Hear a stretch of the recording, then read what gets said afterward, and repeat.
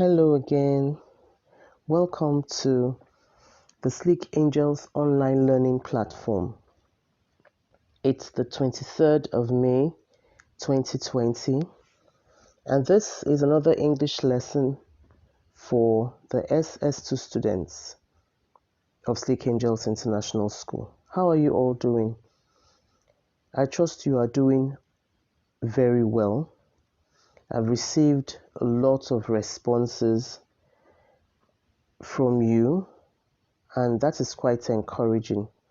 Please keep listening to our audio classes, keep watching our videos, keep yourself busy until we get back to school. Today, we'll be treating speech writing. I have divided the class into two parts because this is rather long. This topic is a very long one, and I wouldn't want to rush it. So let's get on with it. In our news update today, or our news segment, the figures of confirmed cases, recovered cases, and deaths so far have increased a whole lot. The last time I did a video for this class, we still had a few number of people or a few number of confirmed cases in Nigeria, particularly in Rivers State. It was fewer than 50 at that point in time. But right now, it's 80 and it's increasing, possibly because of the increase in number of testings being done in Rivers State and also around the country. So worldwide, 5,205,900 people are confirmed to have contracted the virus. 2,054,125 people have recovered. 337,572 people have died worldwide. You can see the figures there in Nigeria and then in Rivers State. So people, please, it's important. Stay safe. Stay safe. Stay away from doing things that were not recommended to do. Wash your hands regularly. Practice physical distancing. And please put on your masks if you must go out. This is really important.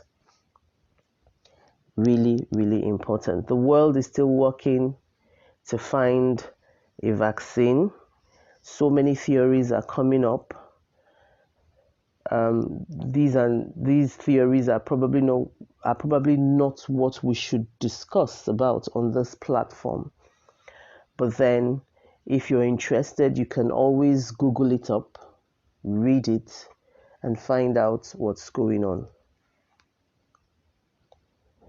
Okay, today, like I said earlier on, we're looking at speech writing.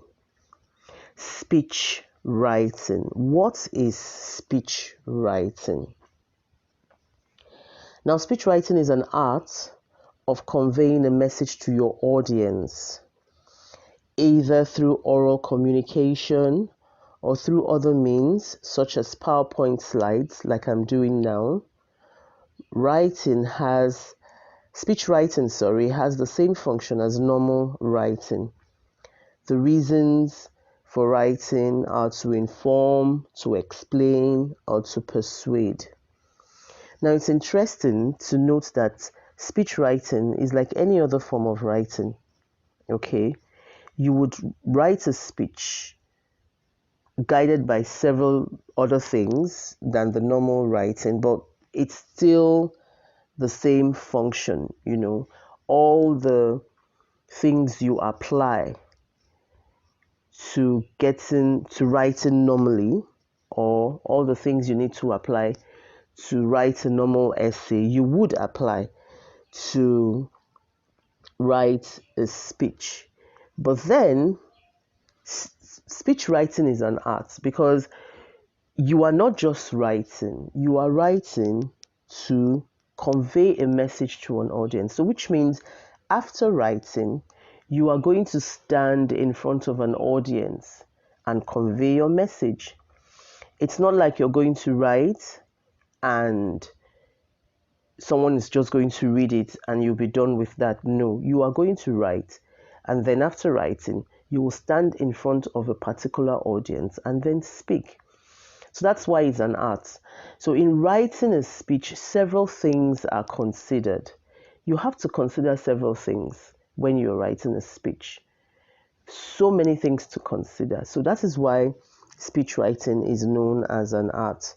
You are not just writing, but then after writing, the writer will have to convey his message or her message, or the way they say it in English recently, the writer will have to convey their message, okay, to an audience. Either the writer does it themselves, or the writer gives it to somebody else to do. So that is what speech writing is. So now, what are those things that one would need to consider while writing a speech? We'll get right into that now. The first thing you need to consider is the aim of the speech. What is the aim of your speech? Like every other speech or every other writing, okay, you should have a scope. You know the area you are writing about, the area you're focused on. But then, what is the aim? What are you trying to achieve by writing this speech? So the first step is to consider what you wish to achieve through the speech. What is the purpose of the speech? Are you trying to inform, entertain, sell something? What action or emotions are you trying to trigger? This is the first thing that should come to your mind. So this is the speech I want to write. What is the aim? What am I trying to get at? What do I want the audience to feel after they have heard my speech? Now, if you have this at the back of your mind, you've actually ticked or checked one of the items in your checklist, or on your checklist actually. Okay, so you need to think about what you want the audience to go away with, which is the aim of the speech. Then next, who are you speaking to? The audience, of course. What type of audience are we talking about? Because it could be an academic audience, it could be an audience of your fellow classmates, it could be an audience of different categories. So knowing your audience to a large extent will know what will help you to note what you want to write. Okay, what language you should use to address this particular audience. So are the audience listening because they want to hear you, your ideas, or because they have to be there, or because they have to? Imagine what your audience are like. Who are they? Did they go there to see you? Or are you talking before the main speaker? You know, in some cases, when you go for maybe an inaugural lecture or something else, there's usually someone who comes out and gives maybe a short presentation before the main speaker. So what are you doing? Are you the main speaker, or are you the one giving the short presentation before the main speaker? Now, if you're giving a short presentation before the main speaker, you know that you are not supposed to waste time. You're just supposed to be as brief and as concise as possible, and make way, okay, for the main speaker So you consider that. And your job actually in that particular case is to liven the atmosphere up, get the people ready for the main speaker. So you know the audience, you know what they expect from you at that point in time. Okay, so did you go there did they go there to see you, or are you talking before the main speaker? What motivates them? What do they want to take away from your speech? Understanding who your audience is will allow you to assess how much detail to give. So if you're speaking, like I said earlier on, to an academic audience, for instance, you know that you're probably going to give a long speech, not too long though, a long speech, but it will be interlaced with humor here and there, so that the speech is not boring. Okay, if you're giving a speech at a wedding, it's an informal situation. You don't have to make a long speech. Okay, just use a story and pass your information across. So you really need to consider who your audience is before you go in there, before you write your speech. It will help you because you know this is the kind of audience I'm going to be faced with, and this is what they will need to hear. That will help you in writing your speech. Then, what is the story you are trying to tell? What is the story you are trying to tell? What is your takeaway? If the audience could only take away one thing from your speech, what would you want that to be? What is the headline summary of your message? Telling stories is a natural part of human communication.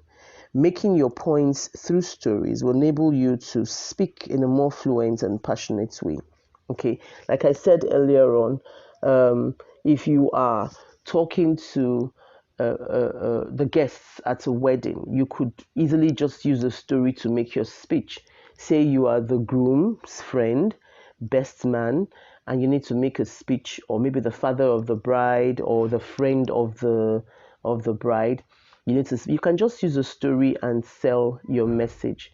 Sometimes also it's good to start academic lectures, for instance. You could use stories as well to sell your point of view, as it were. You could use stories to sell your point of view. But like I said earlier on, when you are talking to a very formal audience, you can interlace the speech with stories, a little bit of humor here and there, in order to sell whatever it is you are saying.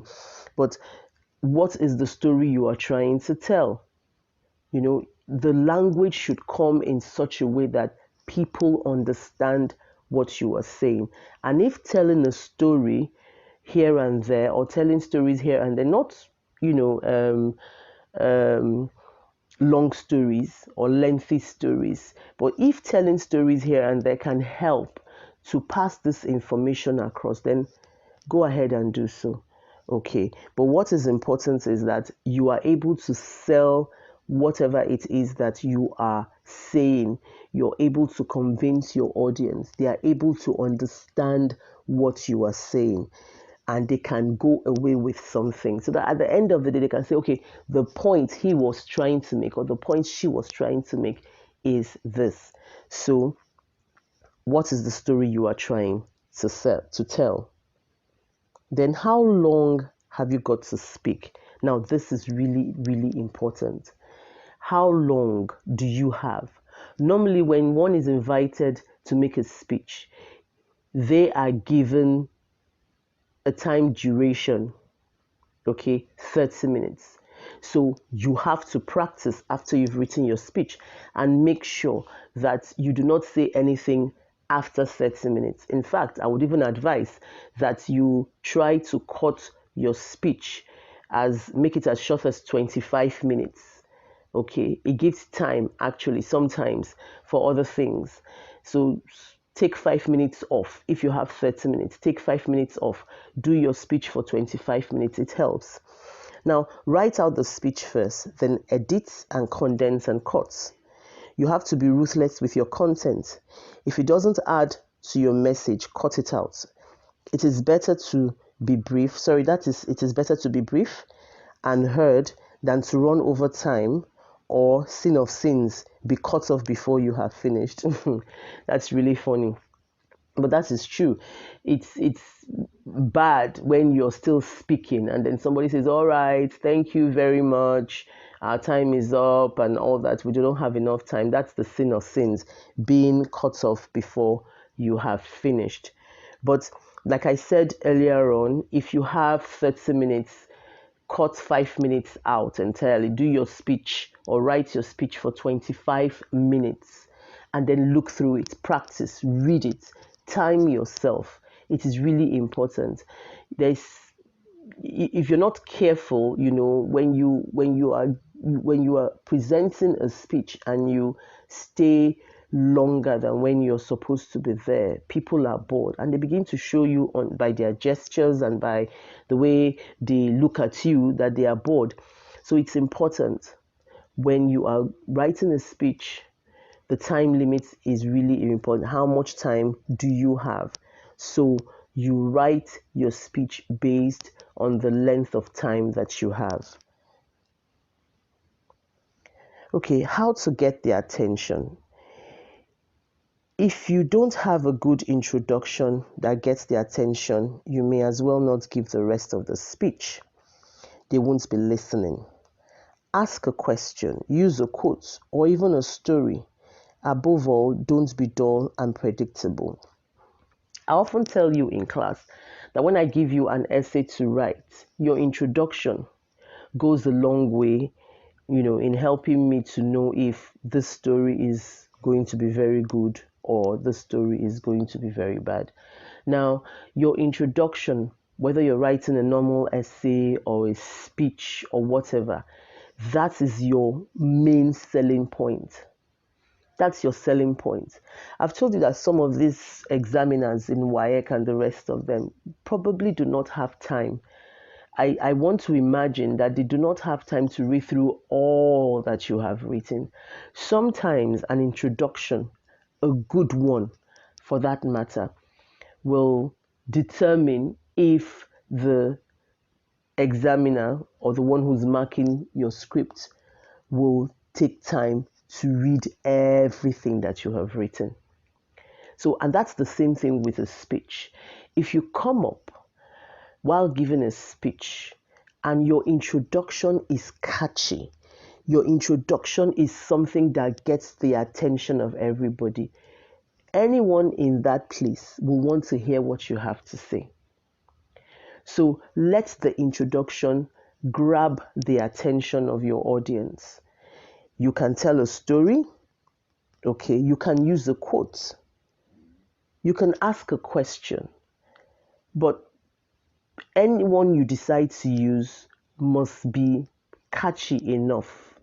It must get the attention of your audience. Stories are not bad. Stories are not bad. Because once you start with, let me tell you a story. Everybody likes a good story. Everybody likes a good story. That was why I said earlier on that you could actually interlace your speech with stories. Everybody likes a good story. So when you start with a story, just be sure that people are going to listen. If you ask a question, that too will go a long way in getting the attention of your audience. Yes, you can ask a question, especially if it's maybe a riddle. You can ask a question, a riddle, or you can just ask another question, something that relates to what you have to do, what you have to say to them. But just make sure that at the beginning you grab their attention and they will sit and listen to you. Now, be confident. In reading out a speech, please be confident. Wherever you need to get confidence from, try and get it. Nobody likes anyone who is not confident. What I mean by that is that people are actually embarrassed for you when you come up and you are jittery, you are nervous, and your words are not coming out the way that they should come out. So please be confident. Now, if you have to read from a paper, from a piece of paper, it's important that you actually have eye contact with your audience. Do not just focus on the piece of paper. That shows lack of confidence. Do not just focus on the paper. Have time to interact with your eyes and the way you move your hands, with your audience, even as you read. You can read, look up, read, look up. Okay? Read, look up. Sometimes, even as you're reading, some of the words that you're saying or you're about to say you do not have to put your eyes on the paper to say them out. Sometimes these words are already in you since you have written the speech. So you can as well just raise up your head, look into their eyes, okay? Interact with them. Now, if you're using a PowerPoint slide, it's the same thing. As you read the slide, you're also interacting with your eyes and the movements of your hands, with your audience. So confidence is really important. Then make sure you put on comfortable clothes and shoes. These are the things you need to consider. Put on shoes that are comfortable. If you put on shoes that are too high and you stand, especially for the ladies, and you stand in front of an audience, you're going to get tired. Your feet will get weary, and we're human beings. It will be very, very funny to be given a speech and then you're removing your shoes at the same time. Okay, so dress appropriately for the occasion. Make sure everything is intact. If you're putting on a wig as a woman, please make sure your wig is in place. Let's not have a wig, what will I call it now? Exhibition. A wig exhibition while you are reading. In case it becomes, I don't know, maybe the fan. Yes, a fan on the stage can become so high. Maybe someone adjusts the fan, the rotation of the fan. Probably the place is hot and someone adjusts the rotation of the fan and it blows your wig off. That is the wig exhibition. That is not good at all. Or yes, the fan also blows up the dress you're wearing, but please just make sure that what you everything on you is intact and you are comfortable, because being comfortable also helps to give you confidence. This is really, really important. Okay, now we have gone through what you need to consider when you are writing a speech or you are preparing to give a speech. I want us to listen to BBC Ideas or watch a short clip from BBC Ideas on how to write a perfect speech.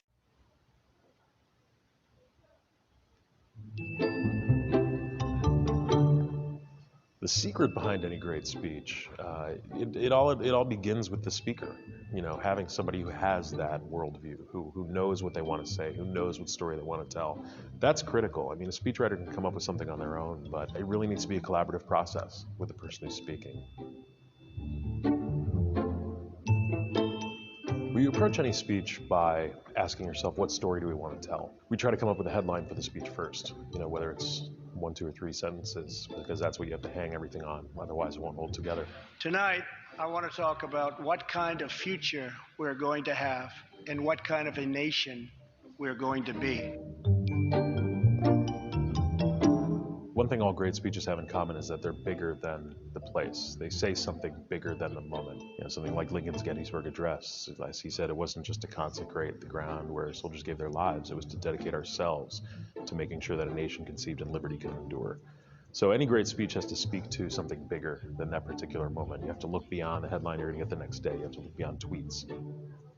We wouldn't necessarily write speeches with an eye towards what people will say about it in 50 years, but you're thinking about the broader sweep of history and where you fit.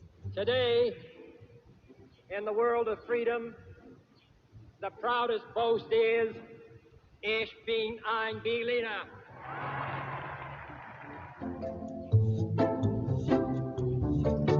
Other things that make a great speech are authenticity And authenticity is, so it's something more than just the truth. It's actually saying what's true. And I don't just mean facts. I mean things that people know, the way people speak in their everyday lives. Not every great speech has to be up here, like Lincoln or Kennedy, and people can tell when you're trying too hard. A lot of times great speech is just talking to people where they are.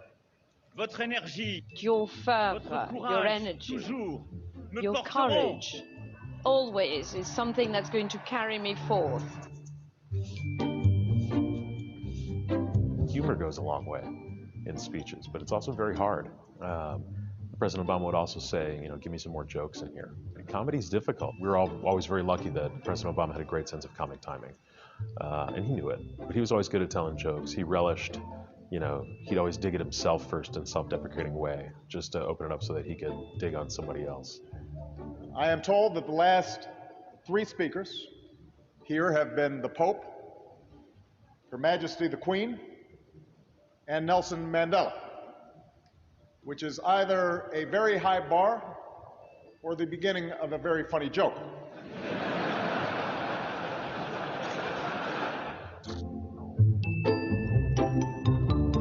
You want to know where you are and who you're talking to, even if it's as small as visiting a high school and knowing who the mascot is.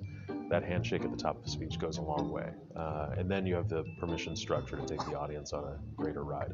I want to thank all of the students here, the smart, powerful, creative, accomplished young women of Mulberry School for Girls who all of you have done. Any aspiring speechwriter should just start writing constantly, whether it's journaling, whether it's preparing a speech you wish you had the chance to write so that you have something to show somebody. I'd also say read widely. That's where empathy comes from, is understanding other people's lives and worldviews beyond your own. I don't have any classic training in speech writing. I started out as a pre-med student, and chemistry changed that course pretty quickly. But I would tell students, take a lot of history courses. It doesn't always have to be writing and composition. History, economics, philosophy, because you're going to pull from all those disciplines in any good political speech. And with that, I just have 2 more words to say. Obama out.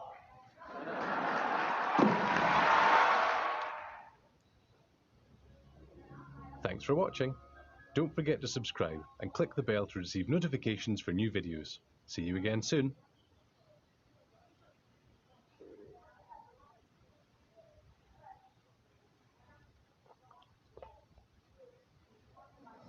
Okay, so welcome back from that short video clip. You just watched Cody Keenan, President Obama's speechwriter when he was the president. One thing I'll take away from that video is the fact that speechwriting, number one, can be a profession. People have earned their living and still earn their living by writing speeches for great men.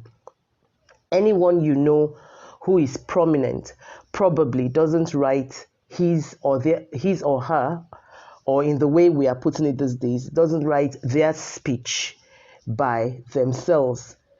Sometimes, or most times, you have speechwriters who help to write the speeches.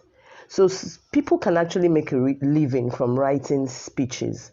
And like I was saying earlier on, one thing I would take away from this video is that he said that one of the things to do in order to write very well is to read widely. And this is what I have been saying in our classes consistently. You only learn about 20% of the English language in the classroom.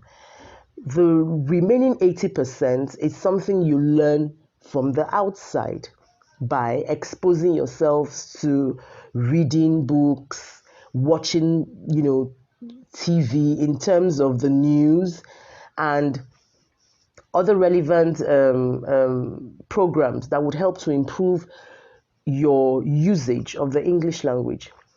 For instance, I watch a lot of documentaries. Oh, I love documentaries.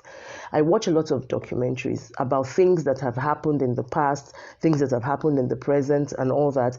I read books as well. And you will see that somehow, subconsciously, these things will help you. Exposing yourselves to these things will help you in the way you construct the language, the way you use the language. I am not saying that you become entirely perfect. Of course, we're prone to mistakes. English is just a lingua franca. We are prone to mistakes. We're not native English speakers. But then we could always strive to be better, at using this language. And that is why it's good to actually immerse yourselves in things that will help to improve. Don't just be satisfied with what you get from the classroom. It will not be enough. Now, when I was learning French, one of the things that helped me in speaking the language was that I was advised to speak the language, go out, meet people who speak the language, have conversations with them, and it will help me. So that's exactly what it is. In Nigeria, yes, you have the advantage because there are people around you who speak English all the time. But then you could go a step further, okay, by immersing yourselves in books and other materials that will help to improve your usage of the language. So I have an assignment here, and it says, according to BBC Ideas, which you've just watched, how do you write a perfect speech? Please, this is do, not so. That's a typographical error. How do you write a perfect speech? Explain each idea. So, like I said, we just listened to Cody Keenan, okay? According to him, he just gave us, something short, but then you can enlarge it.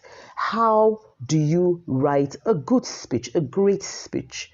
Okay, get from him, because he's a speech writer. And funny enough, he didn't go studying speech writing anywhere. Okay, he was actually in the medical field, science field, but he told us in the video what he did and the techniques he applied that helped him eventually to become a speechwriter. I mean, for somebody who wrote for a president, then you should know, who was a speechwriter for a president, then you should know that he is good. Okay, so according to him, how do you write a perfect speech? Explain each idea. All right, so that's the assignment. So until I come your way again in our next lesson, which is very, very soon, and that is the part 2 of speech writing. Stay safe. Make sure you do your assignments. And if you have any questions or comments, please contact me through my email address and my WhatsApp number. Also, note that you are to turn in your assignments through my email address and my WhatsApp number as well. I would also want to say finally that if you know some of your classmates that have not seized this opportunity, the online learning opportunity that the school is giving to you at this time, please get them involved. Call them, let them know that the school is doing this so that they can also learn as you are learning. So bye-bye. See you next time.